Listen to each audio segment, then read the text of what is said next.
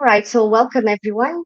Um, Thank you for joining us for this session number 7. Just waiting a little bit, giving a few more seconds for people to join to transition from the previous session.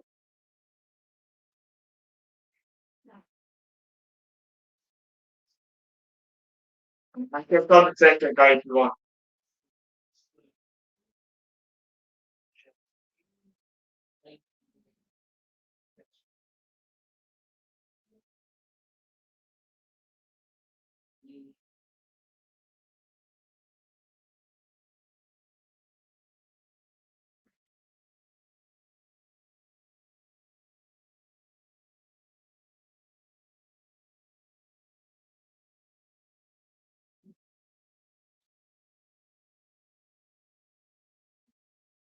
Okay, I can still people still joining. We give it a few more seconds and then we start.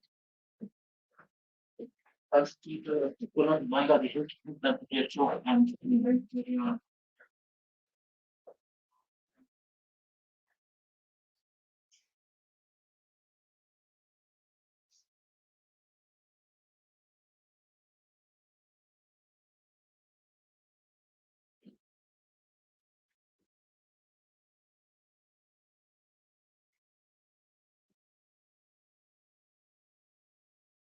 Right. So, thank you everyone for your patience. I see that the number of people is more or less stable in this session, so we will be starting. Welcome again to everyone, and thank you for your interest and time. Thank you for joining this session that is really focused towards addressing key issues of gender, ethics, inclusion, voice, and cultural competency in evaluation in the PCVE, de-radicalization, and general crime prevention field.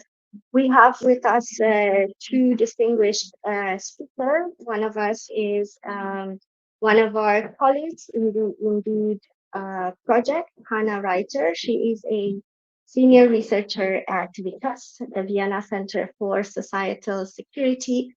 Her interests span the disciplines of law, sociology, and critical theory, and are thematically rooted in critical police research and legal gender studies. She will be focusing on human rights principles underlying the designing, implementation, and evaluation of PCVE initiatives. And we have with us a speaker that was also present yesterday, Michael Williams, a social psychologist and chief evaluation scientist, founder of the Science of PCVE, which is a contributing partner to our event. Michael Williams has co-designed and evaluated numerous programs designed to prevent or counter violent extremism. His expertise includes sustainability evaluation, coalition evaluation, systems evaluation, and developmental evaluation.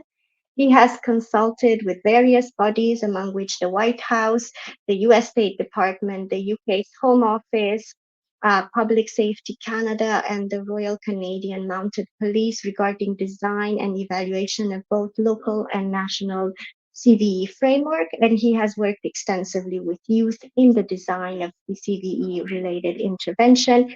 He serves on the editorial board of the journal Dynamics of Asymmetric Conflict, and his own publication includes numerous peer-reviewed articles and the first textbook on the topic of preventing and countering violent extremism. He will give a talk on gender-responsive measurement and evaluation of PCV initiatives. And without further ado, Hannah, let's start with you, and the floor is yours. Thank you, everyone. Thank you, Norina, for this introduction. And I'm just going to put my slides in here. If you can see it. Yeah, thank you for this introduction. And as Norina said, I'm working with the Indeed project from VICES, from Vienna, Austria. And what we're looking at is we're responsible for gender ethical, legal, and societal implications of the project. But with regards to evaluating and designing PCV initiatives and de-radicalization initiatives as such. And I'm going to talk a bit about our approach to doing this, how we perceive this within the project, and then also some of our findings from within the project. So first of all, you've of course heard this before in our in Indeed's approach. We try to understand the conducting and also the evaluating of PCV and de-radicalization initiatives as a process of different stages. And these stages you see here, so it's the preparation, design, execution, utilization. So within all of these stages, there are different aspects of gender, ethical, legal, societal issues or human rights issues that have to be thought about, that have to be integrated and reflected upon. And the online handbooks that have also been mentioned previously today, these are gonna feature more precise guidance on this, and I'm here just gonna mention some of the more general aspects that need to be considered. And first and foremost, also, what do we understand as a human rights-based approach to de-radicalization? So the human rights-based approach is basically a conceptual framework which can be applied to any policy, practice, in case that this policy or practice is normatively based, legally based somehow on international human rights standards, and that it's also somehow directed, operationally directed to protecting these human rights. And with the help of this human rights-based approach, certain deficits, gaps, inequalities of any intervention can be analyzed, and also some discriminatory practices can or should be able to be omitted. This approach is underpinned by 5 key human rights principles. These are the panel principles that you also see here on the right. So participation, meaning everyone is entitled to an active participation in decision-making processes. Then the accountability, so practitioners, managers, people working within the projects are held accountable. So should there be any human rights breaches, they can be held accountable. Then there should be effective remedies in place. Then non-discrimination and equality, this I think is pretty self-explanatory. So trying to avoid all types of discrimination, of course. Empowerment, so that everyone is entitled to claim their rights, exercise their rights. And individuals and communities, of course, first need to understand their rights and participate in the development of policies, as I said before. So they need to participate, need to know their rights, need to know their standing in order to contribute.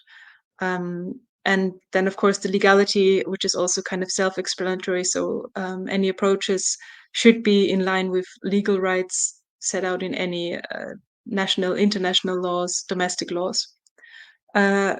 In order to operationalize the GELS aspects, the GELS approach that we have, we referred back to the Charter of Fundamental Human Rights, and we try to identify some of the types of risks that are usually associated with preventing extremism. And I'm just going to mention some of the articles that we have identified in this regards. For example, Article 1 on human dignity, then of course the protection of personal data, freedom of thought, expression, freedom of assembly and association, non-discrimination, all of these kinds of issues. And we found these issues and then try to operationalize and group these into different aspects. And we also paid attention to including aspects which we felt have been often disregarded by de-radicalization initiatives, or which could be in danger of being disregarded. And for gender, these issues are equal rights and dignity of men and women, or regardless of gender. And also more specifically the gender specificity of radicalization processes. So there could be different recruitment pathways, different roles, different types of involvement in terms of gender, different motivations and responsiveness also to de-radicalization programs.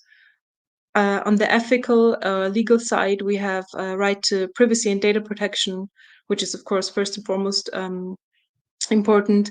So any kind of data that is provided within an initiative should be based upon consent, or you have the legal mandate to acquire it. The participation should be voluntary, and data processing should be transparent, and use of data should be minimal or kept to a minimum wherever possible. Then we have also the freedom of expression, of thought and association. Of course, this is deeply associated with de-radicalization practices, as it goes into who I associate with, and of course also avoiding discrimination based on ethnicity, religion, or gender. And this also comes back to the thought of having stereotyped programs, for example. Then the social side is could be unintended consequences of PVE, CVE de-radicalization work, unintended consequences for communities, for society as a whole. So it could be stigmatization, inclusion, exclusion of certain groups, media representation of specific groups, changing of policy, legal frameworks, perceptions of security, insecurity, and then, of course, also, as I mentioned before, the involvement of communities or societal groups in these kinds of works. So how involved are they? What kind of voice are they given? Of course, I can also show you some, let's say, good practices and positive examples of how this could look like. So any kind of PCD initiatives can identify the realization of human rights as an ultimate goal of the intervention. So this is what the intervention should be based on, right? The realization of human rights as a whole sounds a bit big, but at least in principle. And then people in their different roles of involvement are recognized as active stakeholders rather than just passive recipients of an intervention. So I'm talking to a person, and I am engaging with a person who also is an active stakeholder, whether this is a community leader or if it's a person that the initiative is aimed at. They should be active stakeholders in the game and not just receiving an intervention, for example. Then also stakeholder participation is a means and a goal. So it's kind of a methodology, so to say. And also important is that outcomes and processes are monitored and evaluated. Stakeholders and communities, as I've mentioned before, should experience ownership over the intervention. So it just should not be just an outsider, let's say, going in and doing the work and then just leaving and with their types of ideas.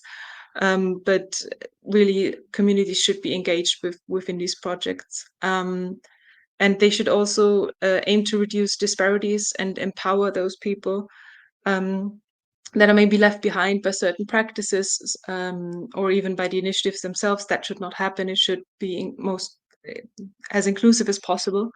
And then also try and analyze some kind of underlying or root causes of radicalization or extremism, and these should be addressed. So not just the outcome, but check what's really behind all of this. As I said before, including all stakeholders, state stakeholders, capacities of the state and its representatives, as well as NGOs or other non-state actors, and develop strategic partnerships throughout the initiatives. As I mentioned before, we also looked into the realities of practitioners working within the field. So we carried out an online survey as well as face-to-face focus group discussions in 2022.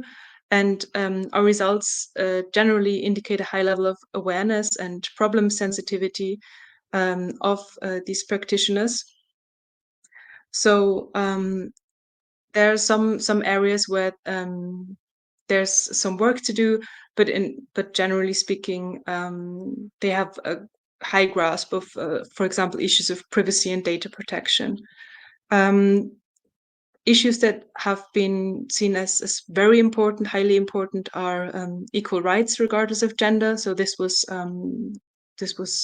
grasped by all and seen to be important by all. Also, the right to privacy and data protection, as I've mentioned before, the freedom of expression, and avoiding discrimination. So all these issues were deemed very important, but comparatively less important were three other issues, which are the gender specificity of radicalization processes. So as I mentioned before, different recruitment pathways, roles, involvement, and any unintended consequences of PCVE de-radicalization work on communities and society. So stigmatization, for example, and also the involvement of communities and society in this kind of work. So this is a trend that is demonstrated throughout the individual organizational measures investigated, and it kind of seems to reflect also some organizational gaps. So it's not just that people seem to be themselves not informed enough, or but it's just that organizational measures are really lacking in this area. There are some general guidelines organization-wise for program-specific guidelines. First and foremost, for the right to privacy and data protection. So, of course, every agency or every NGO has their own privacy statement, for example.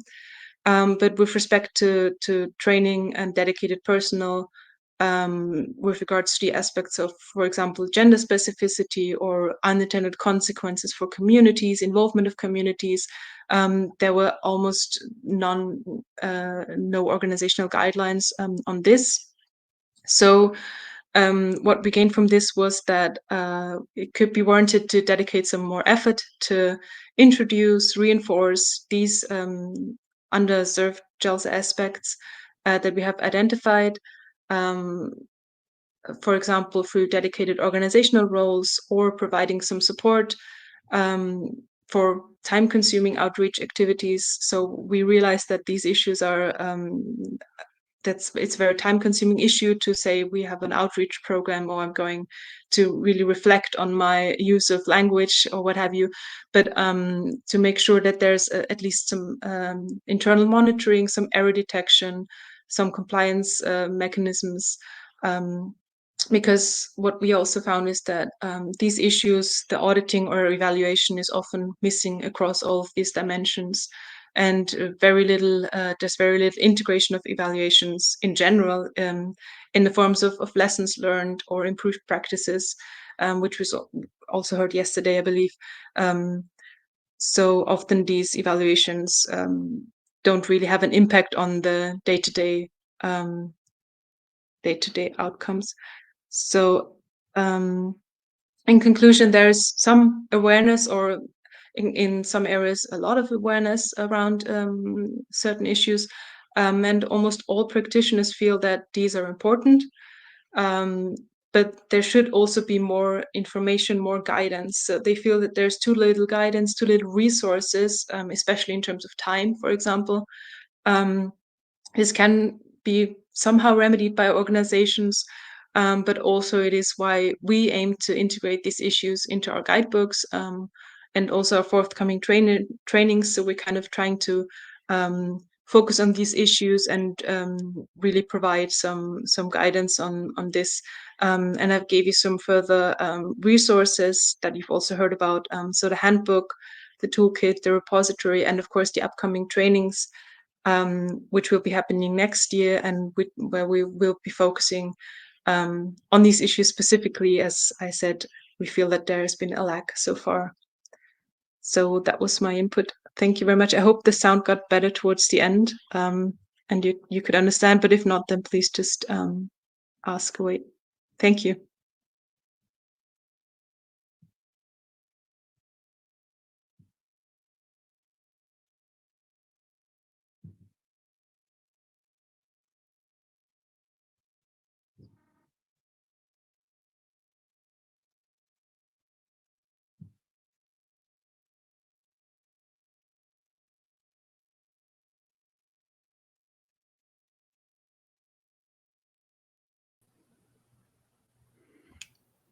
Thank you so much, Hannah, and apologies for this pause. It was a little bit difficult technically for a moment. The sound did get better towards the end, and thank you so much for this wonderful presentation. I think so many of the things that you raised are very relevant: involvement of communities, use of language, training that is needed, and then also the gender aspect that you mentioned. And this is a very good opportunity to hand over to Michael Williams, who will discuss about gender aspects in evaluation. Thank you so much, Anna, and Michael, you have the floor.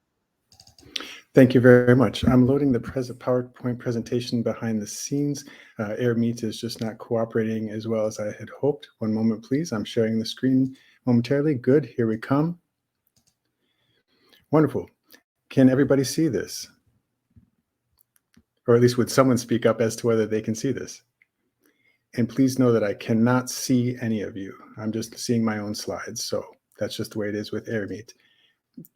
Would someone please speak up whether they can see this? Yes, we can see this, Michael. Okay, very good. Here we go then.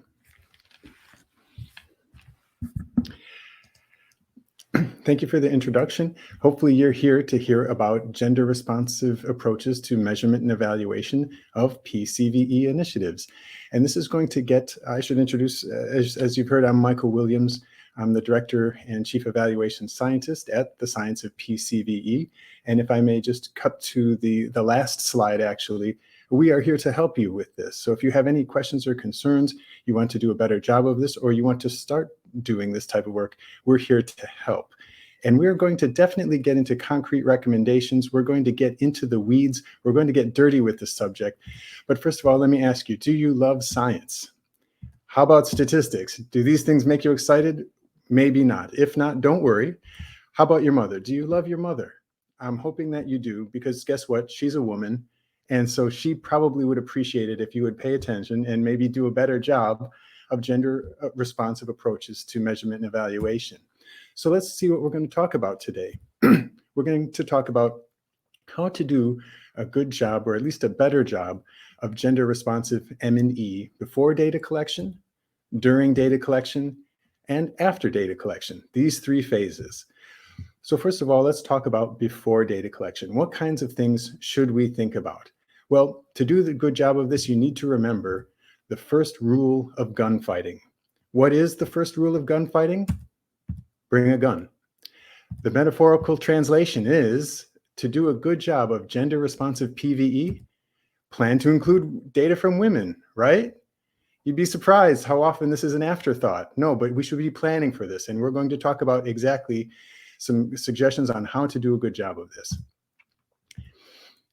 First of all, when we are collecting data from participants, this should be obvious, but we want to record participants' gender, or what is more accurately, typically, their self-reported sex.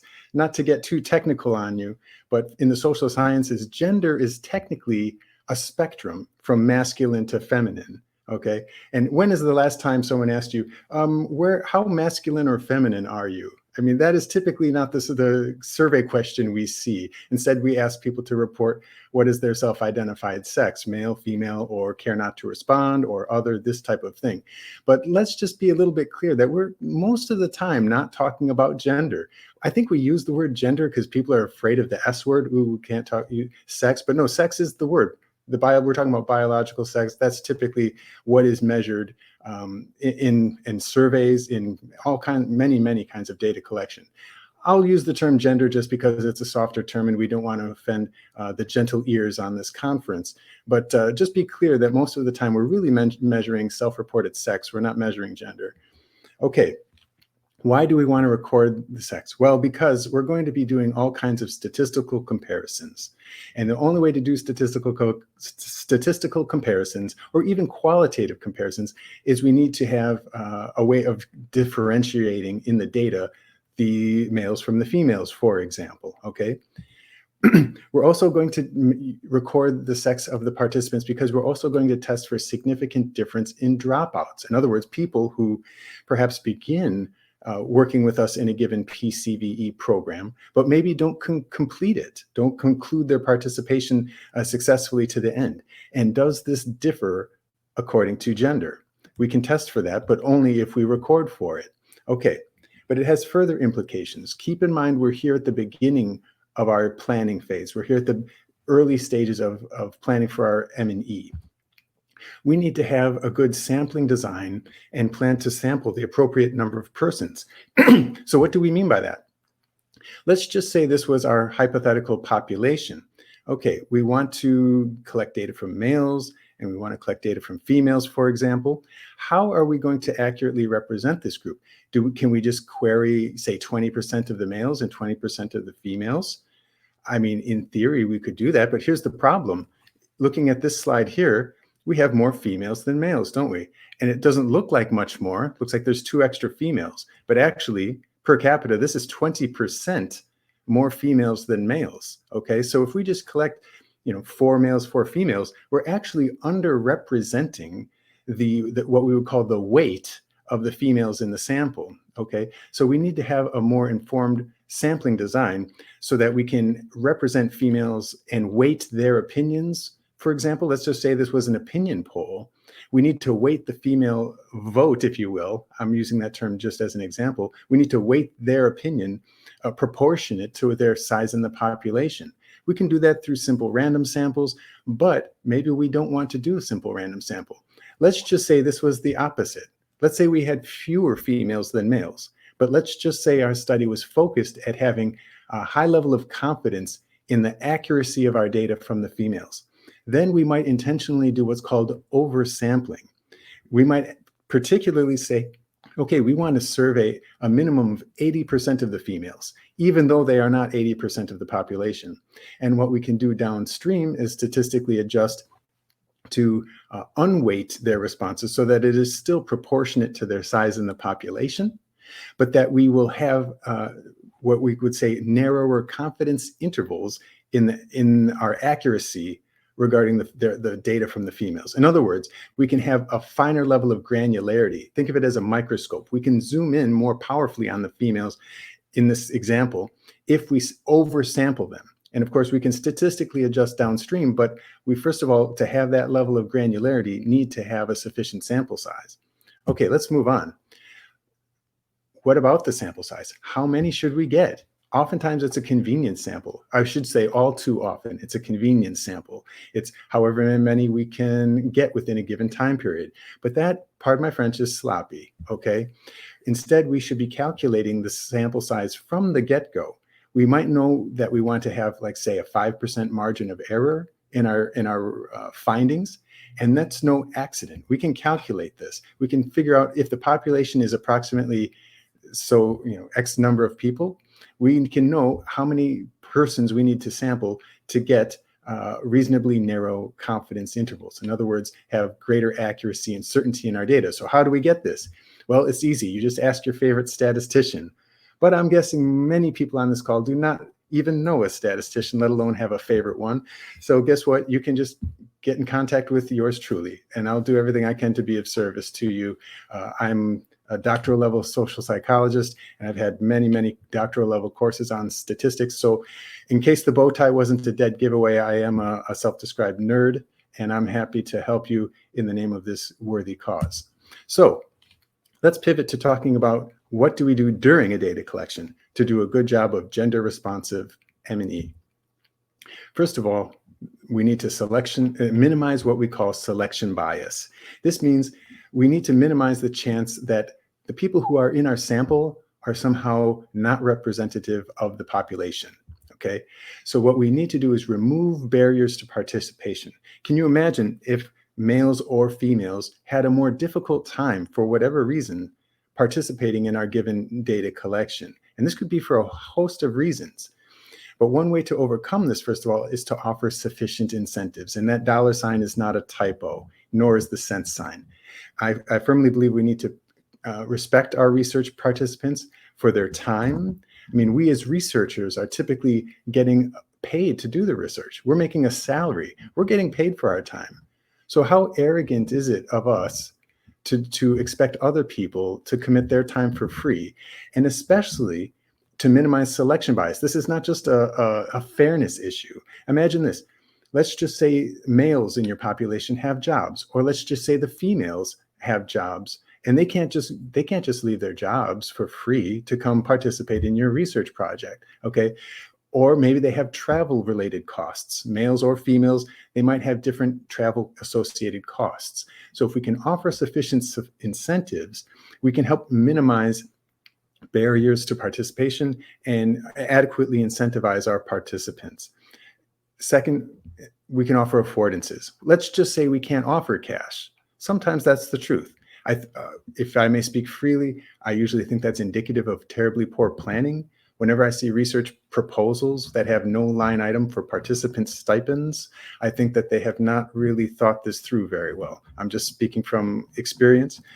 And we're talking about a fraction of the budget. I mean, we're talking about sometimes as little as like 3%, 2% of the budget for participant stipends. And this is even on large scale projects.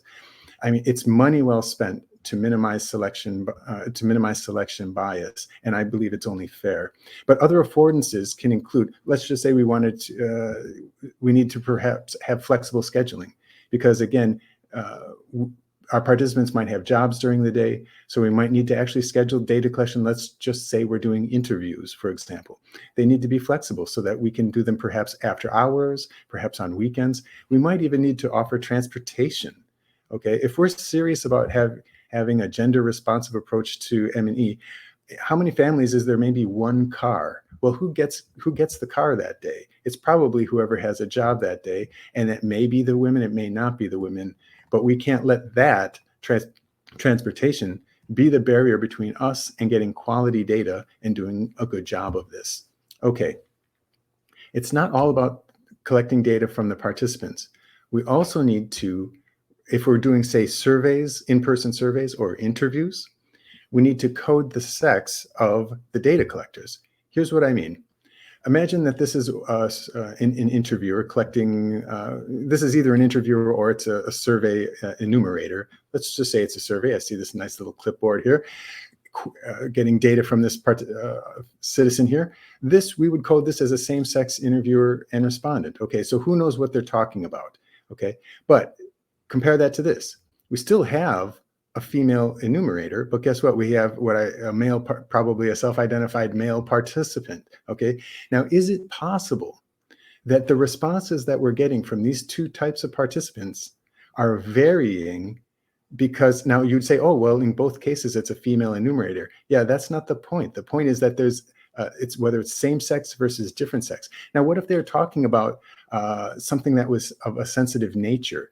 Is it possible, let's just use, for example, that this male respondent might have certain self-presentation biases that's going to influence how he responds to a female interviewer? Likewise, imagine if this female respondent here on the left was being interviewed by a male. Might she give different responses based on whether this is a male or a female in this place?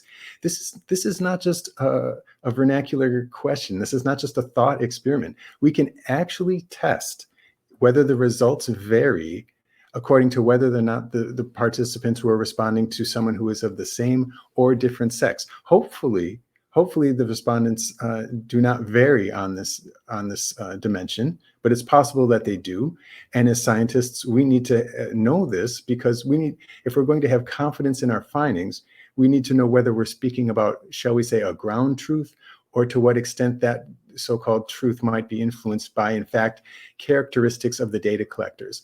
One simple workaround here is simply to ensure that you have same-sex interviewers at all times. Might that still be influencing the data? Absolutely, absolutely. But I would say that, theoretically speaking, I would say it's less likely. This is debatable, though. Okay, let's pivot now to after the data collection. What kind of concerns are we looking at to do a good job of gender responsive M&E? This is all about the data analysis phase. So we're talking about statistical significance testing, whether responses differ according to certain variables of choice. And remember before, we talked about whether there's significant differences in program dropout. That's important. We need to know, again, if we're saying we have a given finding. Okay, that's a finding for people who made it all the way through the data collection, isn't it? We, by default, don't have data from those who dropped out. We do have their pretest data, perhaps, okay?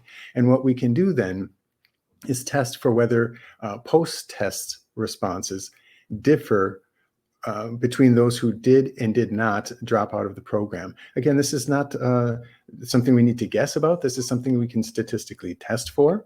And again, if you feel uncomfortable, or there's actually research articles written on this very topic, spoiler alert, I wrote one of them. You should see that in one of the, say, take-home materials from this conference. It's called Attrition Happens and What to Do About It, published in the Journal for De-Radicalization. And so if you want to know ad nauseum how to deal with these types of problems, you can dig further in it, or you can do the simple thing and just contact me and I'll help you navigate. Okay, so the real question is, was that any differences in outcomes due to dropouts? Was it random or not? Hopefully it's random, in which case, if it's random, truly random, we can ignore any such differences. But if it's not random, and again, there are statistical tests to assess that, then we need to ask what was going on here, and we might have to temper our confidence in our findings if indeed dropout was due to a gender-associated variable. Okay, significance testing number 2. We want to see if our main outcomes differ by gender. We want to know, do the attitudes, for example, differ according to gender? Do any of the outcomes of interest for our evaluation, be whatever they may be, do they differ by gender? We want to know that, but no fishing. Fishing is a term in data analysis, which means just testing everything under the sun. Basically, we don't do that. We want to always have a theoretical reason to go looking in a certain direction. And why is that? In other words, we don't want to test whether every outcome we've measured differs by gender unless there's a plausible theoretical reason to do so, to look for gender differences. And why is that? To know the reasons for that, we need to understand. You might have seen in journals where, we have confidence in a finding and it'll say p less than 0.05. Like, that's usually the significance level. What does 0.05 mean? It means that there's less than a 1 in 20 probability, hence the p level, that a finding was due to chance. Okay, that's what a finding means when you see this written in a sentence, p less than 0.05. There's a less than 1 in 20 chance that the finding was due to chance. But what that means is if you do enough significance testing, guess what? You're no longer talking about a 1 in 20 chance. You're now multiplying the odds. So in other words, to simplify it, imagine if you do 20 statistical tests. Then, hypothetically speaking, one of those is probably a null finding. One of those is probably a misleading finding. So if you poke the data enough, if you look under enough rocks, you will find some misleading effect. And that is inflated. Researchers has talked about this at length. The likelihood of a false finding is inflated if we are not guided by theory. So that theory is our friend at all times. And so that's what we want to make sure we can test for many gender differences, but have a theoretically plausible justification, reason for doing so. Okay. Does that mean we can't have exploratory findings? Does that mean we just can't look under every stone? No. Curiosity, there's a value in curiosity, isn't there?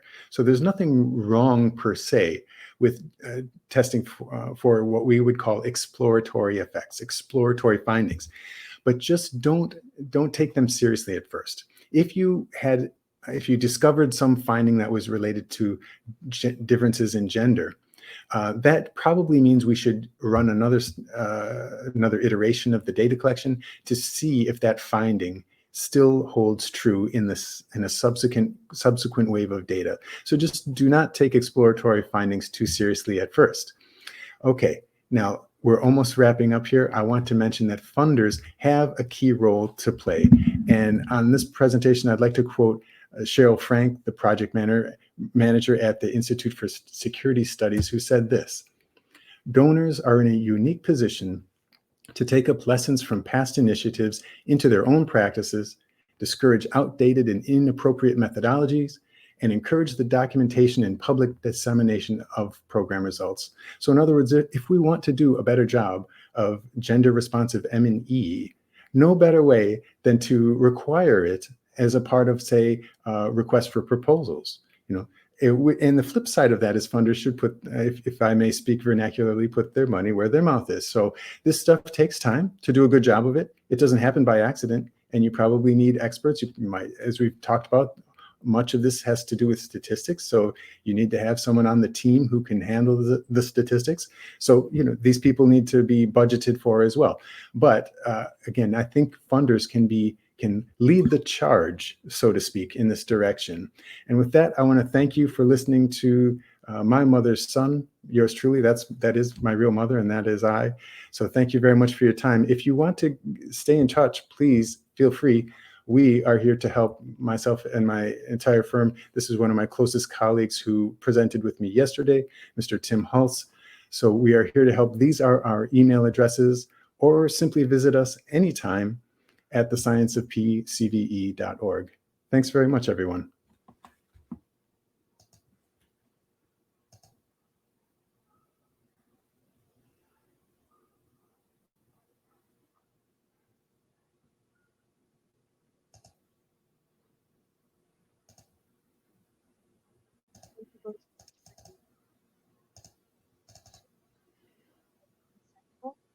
We're just going to give a few minutes for people to type in questions that they might have in the chat or in the Q&A sessions, or if they would like to ask questions here at CIB, you have the possibility to raise your hand and take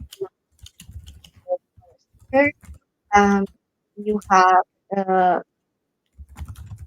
your hand button somewhere in the left, in the right corner of your screen.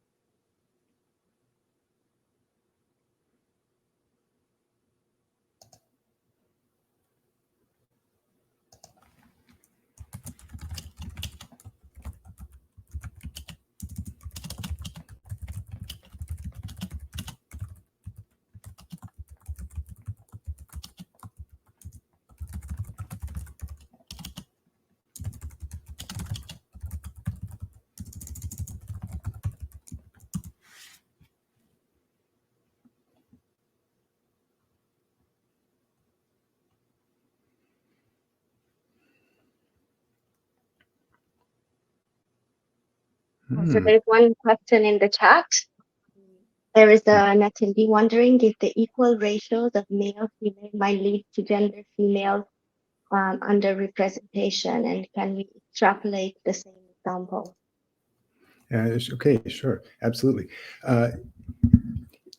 If females in a given population, I believe that was directed to me since I went on and on about this, so I'll just take the floor here. Thank you. If indeed females are a smaller proportion of the population, then absolutely, this question is correct. This person is correct in thinking that a simple random sample. Actually, let me speak. I almost misspoke.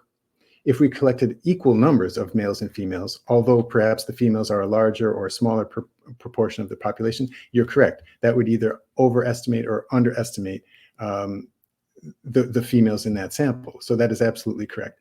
The simplest way around that is what we call a simple random sample. I mean, in theory, if we just literally had our eyes closed and picked names out of a hat, in theory, then we would select a proportionate number of males and females in that example. But the reality is that oftentimes we do not have the luxury of a simple random sample. We might not even know the actual size of the female population, for example, okay? And so there, it usually comes down to, oftentimes we're concerned with comparing males versus females, like on a given outcome of interest. And there it's almost like experimental methodology, where it becomes coming up with basically there are calculations we can perform to know that if we want a certain level of confidence, how many we need. And so just to give you an example, if we're doing some sort of experimental design, I mean, and then we're comparing males to females, it's not about having a proportionate number of participants, but instead a certain absolute number. And usually it's about, like, say, 60 or more females and 60 or more males, you know. So it doesn't absolutely, it's only if we're trying to compare the data we get from a sample of participants, if we're trying to extrapolate that number to a population projection. Let's just say we're talking about like opinions. If we want to say, what is the female opinion in this population, then yes, we do need to, I mean, compared to males, that is, in this example, then yes, we do need to weight that appropriately. It's a sophisticated question. So short answer is, yes, we should be sampling proportionate to their to the population if we know that. But oftentimes we can get around that by using a simple random sample or by using a sort of experimental methodology. That's a very, very deep question. So that's the best I can offer in this platform.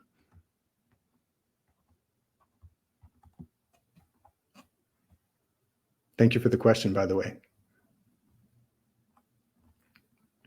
Aha. This person, I believe, asked a follow-up question, and this is erudite. That's a brilliant, Elena, I want to thank you for the question. She asks, does this same principle expand if we're extrapolate to talking about different ethnicities? And absolutely, this is a classic example where we, in a population, we want to say accurately represent the attitudes or opinions of various persons, but we want, if we want to speak to their ethnicity, how these variables might vary by ethnicity, yes, we absolutely need to make sure that we sample enough from these certain, from the various ethnicities. And this is a classic case where oftentimes we will deliberately oversample from some of the smaller proportions. Because imagine this, let's just say there's a small population of, you know, in a, let's just say any ethnicity, whatever, let's just say Latino, okay? Then if there's a small number of them, and we only, let's just say, sample 2 or 3, I'm using this an extreme example. Well, 2 or 3 people really do not represent, you know, much of a population of any size, really. So if our population, if we knew we had, let's just say, 100 Latinos in our population, we're not just going to sample 2 or 3. We probably need to sample like 25% of them, you know, which would in this example be 25 of them, okay? Compared to, so in other words, we might deliberately need to oversample from that population relative to their size of the population. And that's okay, because we can statistically adjust for that downstream so that still we can report what is their average opinion relative to the population overall. But we need to have we need to have a sufficient minimum. Let's think of it this way. You need to have a sufficient minimum sample size to be able to have reasonable confidence in the finding about any subpopulation. I'm sorry that gets really technical, and I probably put many people to sleep just now, and I apologize for that. But yes, in a nutshell, this person is correct in thinking that these principles of sampling apply to ethnicity, they apply to gender, any variable that might be misrepresented proportionately in our sample. Thank you.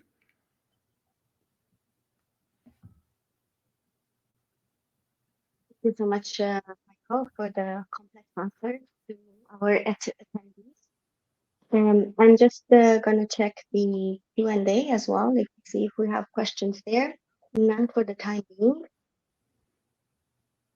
If anyone would like to address the question directly, you can still do it from the reactions button. You just have to raise your hand and you will be handed the microphone.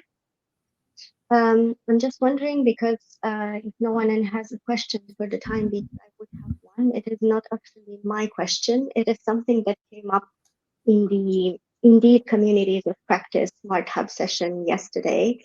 There was a question related to ethical aspects. One about using testimonials from victims of terrorism as a deterrent for people to radicalize and to become sympathizers, to manifest violently. I'm wondering what is your take and what should be our position from an ethical perspective, from a human rights perspective, from a human-centered approach. What could be our stance on initiatives that use testimonials for victims of terrorist acts as deterrence or as building resilience against radicalization among youth, for instance, or other types of population, generally speaking, or as an awareness raising instrument. Thank you. Dr. Ryder, I think that question might be directed to you. Would you care to approach that?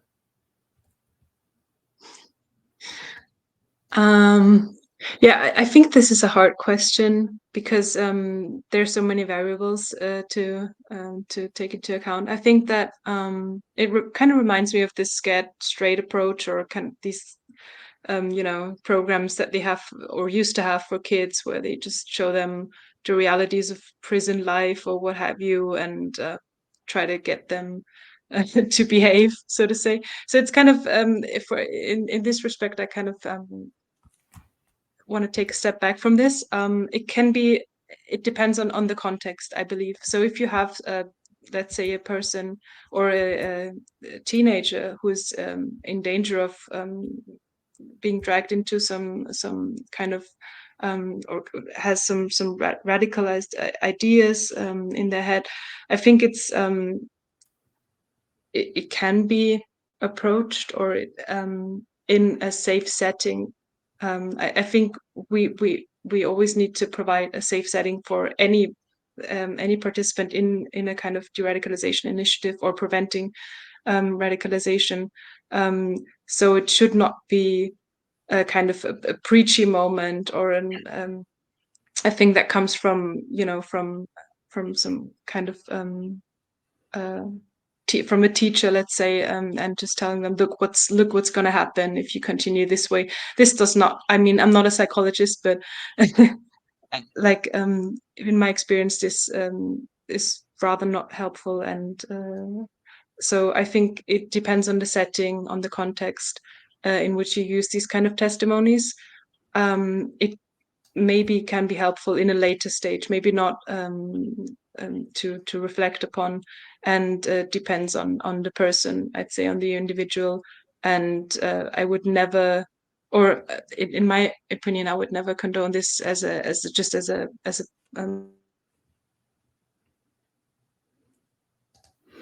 And if I may jump in on this, I have just a small bit to contribute to the conversation. Is it even effective to query, to use victims in our counter messaging, for example? And I'm deliberately sharing my screen here. If you can see this, recently colleagues and I published an article in the Studies for Conflict and Terrorism called "Don't Kill the Messenger: The Perceived Credibility of Far-Right Former Extremists and Police Officers in PCVE Communications." As part of this study, we wanted to know who is influential, who is seen as credible specifically in PCVE counter messaging. How about former extremists? How about police officers? How about social workers? Well, one of the categories we included was victims. We wanted to see if victims, to what extent they were perceived as credible counter messengers. And what I've highlighted in light green here is that message credibility attributed to social workers, victims, and former extremists were not, repeat, not statistically distinguishable from average levels of credibility. So what that means is, statistically speaking, they were perceived as neither credible nor uncredible. In other words, given what Dr. Ryder just mentioned, that there are certain ethical reasons to make it seem as though we shouldn't be, say, re-traumatizing or making victims work for us, to put it bluntly. This shows that they were not necessarily even effective, that at least in the eyes of the general public, they were seen as neither credible nor uncredible, just sort of average levels of credibility. So are we getting anything extra for our trouble, especially their trouble? This research and these data, which were collected from a nationally representative sample in the UK. So this is not just a little laboratory sample of college kids. This is a sample that was done meticulously, collected by a third-party survey data collection firm throughout getting a representative sample of the UK. So I think that speaks volumes right there. Cool. Thank you so much for both your answers. I'm sorry, Hannah, we lost you there for a second. In case there is something you would like to add, please do feel free. Yeah, no worries. I just got the end of Dr. Williams' presentation, and I agree with at least the part that I I got to witness, and yeah, I'm sure it's you got my meaning right. Yeah. Thank you so much, both of you. And I apologize. I know it was a difficult question. It was very difficult for us as well to reflect around it yesterday. And I just thought this would be the context to ask the experts. I'm wondering because, Michael, you've been discussing about sampling and representation when it comes to a gender perspective. I'm also thinking when it comes to teams of evaluators, um, because we discuss about having diversity in the sampling of the target groups, beneficiaries or communities. But then when we talk about the evaluators, I'm wondering how diverse evaluation teams are. Whether evaluations, when they are done, whether they take into account cultural aspects, intersectional aspects, not even perhaps in the evaluation process, but also in the design of the initiatives, given your broad experience and engagement, your experience of so many years in the field, whether you can elaborate a little bit about this, because we also hear a lot about how to decolonize evaluation and how to mainstream cultural competency. Mm-hmm. That's the two thoughts that come most to mind is to draw a distinction between who is, say, planning the evaluation and then who is perhaps collecting the data. And these can, of course, and often are, two separate groups of people. So, I mean, the question is, to what extent do we need diversity in the data collection team, the people who are actually perhaps interfacing with the participants? And to what extent do we need diversity on the evaluation team itself, the people who are planning the design of the evaluation, for example? Well, let's talk about the data collection team first. First of all, am I hearing you correctly, Norina, that this is kind of the questions that you're raising? Okay, great. Well, let's just say we were going to do an evaluation, and I'm going to just use this as a very kind of simple, perhaps overly simplistic example. If we were doing, say, a survey or a data collection in like a Muslim majority nation that's relatively orthodox with respect to its faith, well, it would be absolutely considered quite inappropriate and a very difficult thing to have, say, male interviewers or surveyors, approaching females, and that's just it's not considered culturally appropriate. So in this case, we're not actually looking for diversity in our data collection team. In this case, if we were really probably just want to make sure that we have females interviewing females, males interviewing males, this type of thing. And so, and plus, do we need a diversity of ethnicities? If in this example, do we need to make sure we have Americans and Brits and Canadians interviewing, people from Muslim majority nation? I don't see any theoretical reason to be diverse in that sense. Okay, so again, we need to just draw a clear line between who's data collecting and who's planning the research. I will say, though, in all cases, let's record what is to reflect upon my presentation. What is the sex of our data collectors? What is their ethnicity? Just, if anything else, to show that we've done our due diligence and that we have recorded that, and we can affirmatively say, what was the demographic makeup of our data collectors. And by the way, I'll just say I'm not a real big fan of face-to-face data collections because there's so much room for presentation biases. When we talk to each other, we're often trying to put on our best selves. I'm much bigger fan of, say, anonymous surveys, especially even better, anonymous, perhaps online surveys where people can really feel, I shouldn't say online because some people feel like they're not anonymous online. But the point is this: the more we can let people feel at ease and take gender out of the equation, that's something we haven't talked about. Maybe the most gender responsive way of doing M&E is to take gender out of the equation to the extent that we can, technologically speaking. Okay. Now, speaking of the demographics of the project team, I don't think there's anyone anywhere who would say we shouldn't have culturally sensitive, culturally competent evaluation team. And I don't have a rule to there's no, I don't have even a study to cite to say that I know for a fact how that composition should be. In my opinion, would I rather have two female scientists who are really good scientists do the job, or would I rather they throw in a couple guys who are relatively incompetent just to say that we had gender diversity? I wouldn't do that. I mean, really, we want to have qualifications first and foremost. I know that's a hot button issue because, we talk about, so often minorities feel underrepresented, or they feel, somehow that they weren't at the table. And I'm just speaking specifically about the M&E team. I'm not talking about the participants. Of course, we need a valid cross-section of participants. I mean, I don't think anyone would say we should have a biased sample.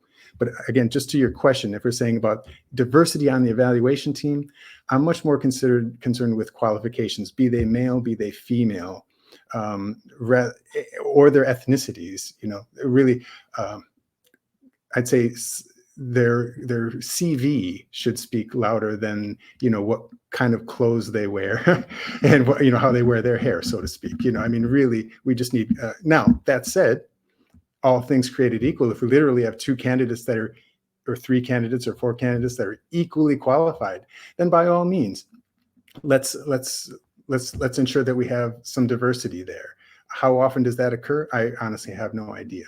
But this is, for example, even the logic behind. I once went to well, I don't need to ramble on to this point. I think I've made the point that I really believe in qualifications first, and then diversify to the extent that we can. But there's no substitute for qualifications, regardless of the gender of the part of the team.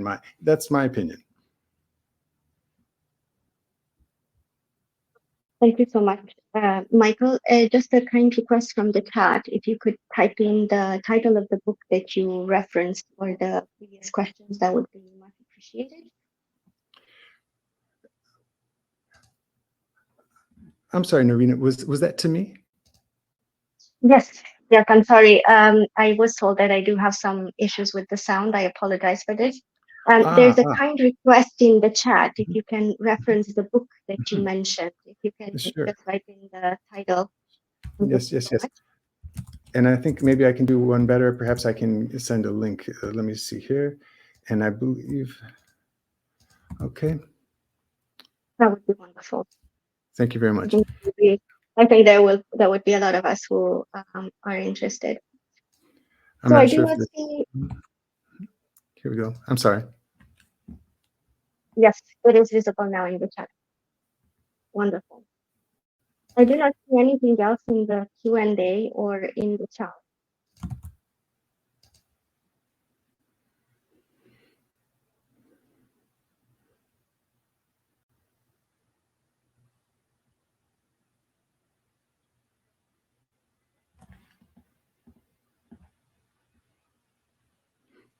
I'm sorry if the two of you have anything else to share, some reflections.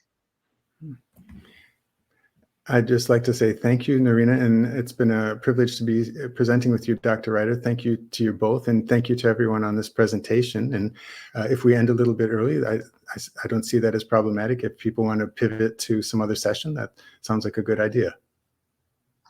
Wonderful. Yeah, same. Thank you so much for hosting this event, and Marina for your introductions, and Dr. Williams for your contribution also yesterday. Was also very interesting. So and lots of interesting people at this conference, as I feel as a whole. So I'm very glad to be here, and thank you again to you both. Thank you so much to you, actually, for accepting our invitation and being part of this event. It is so much more enriching because of you as well. Thank you, and then I'll stop the session, and attendees can relate to other sessions that are still ongoing. Thank you both once again, and looking forward to meeting and collaborating in the future as well.